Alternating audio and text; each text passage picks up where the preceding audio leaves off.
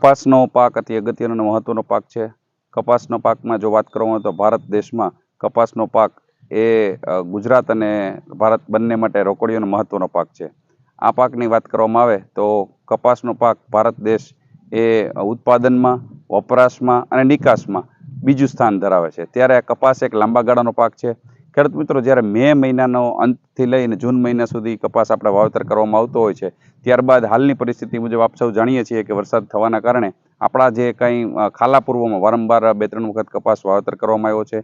આવી પરિસ્થિતિની અંદર જ્યારે કપાસ આગળ પાછળ થઈ ગયો હોય ત્યારે આ વરસાદી પરિસ્થિતિ જ્યારે સર્જાતી હોય છે, ત્યારે જો મારી પાછળ પણ તમે જોઈ શકો છો, જે ફિલ્ડમાં ખેતરમાં 24 કલાક કરતાં વધારે પાણી જો ભરાઈ રહેતું હોય તો કપાસ માટે ખૂબ જ હાનિકારક સાબિત થતું હોય। તો ખેડૂત મિત્રો, આપણે જ્યારે આવી પરિસ્થિતિ આના પણ કરતાં પણ વધારે આપણે જોયેલી છે કે ચાલુ વરસાદમાં ખેતર ઉપર જતા હોઈએ છીએ અને પૂરા ખેતર પાણીથી તરબોળ થયેલા હોય છે, ત્યારે ખાસ કરીને સમય મળે એવી વરસાદી વાતાવરણમાં જેમ બરાબર નીકળે તો આપણે પહેલું જ ખેતરમાંથી પાણીના નિકાલની વ્યવસ્થા કરવી જોઈએ। એ અતિ અગત્યનું અને મહત્વનું છે।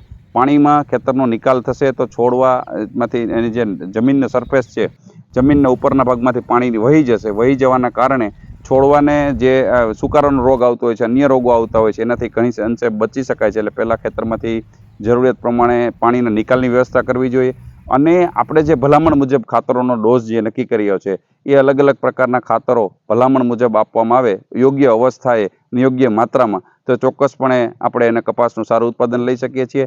ત્યારબાદ જે ખેડૂત મિત્રોને આપણે જોઈ શકીએ છીએ કે ભાઈ રોગની સમસ્યા આવતી હોય છે, ત્યારે રોગની સમસ્યા આવવાના સાથે ખૂણિયા ટપકાનો રોગ જોવા મળતો હોય તો સમય માત્રા કરતાં વધારે રોગનું પ્રમાણ જોવા મળ્યું અને ગ્રેડના હિસાબે તો ખૂણિયા ટપકાના રોગની વાત કરવામાં આવે તો આ રોગ છે એ બદામી રંગના પાન ઉપર ટપકા થતા હોય છે। સમય જતાં એ કાળા ટપકામાં પરિવર્તિત થતા હોય છે।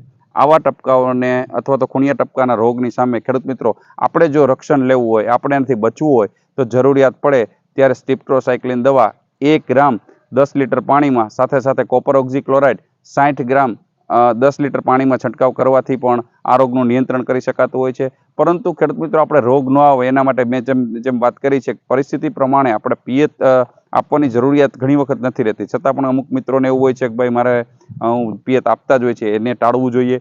ખેતરમાં પાણી ભરાયેલું રહેતું હોય તો પાણીના નિકાલની સૌપ્રથમ વ્યવસ્થા કરવામાં આવશે તો ચોક્કસપણે એમાં આપણે આ વસ્તુથી બચી શકો છો। ત્યારબાદ નિંદામણ પછીની આવી પરિસ્થિતિ પછીનો જે મુદ્દો સર્જાતો હોય છે, નિંદામણ નિયંત્રણનો હોય છે કે ભાઈ નીંદણ આપણા ખેતરમાં વધારે પડતા થઈ જાય તો નીંદણ એવી પરિસ્થિતિ સર્જાતી હોય ત્યારે નીંદણને ખાસ કરીને આપણે જે નીંદણ છે એને પાકે એ પહેલાં જો ખેતરમાંથી દૂર કરવામાં આવે, હાથથી વીડિંગ કરવામાં આવે અથવા તો આંતરખેડ કરવામાં આવે તો ચોક્કસપણે આપણે આવનારી સિઝનમાં પણ આપણને નીંદણના જે બીજ છે એ જમીનમાં જતા નથી અને આપણે નીંદણનો ઉપદ્રવ આવતા વર્ષમાં પણ ઉપયોગી થઈ શકે છે।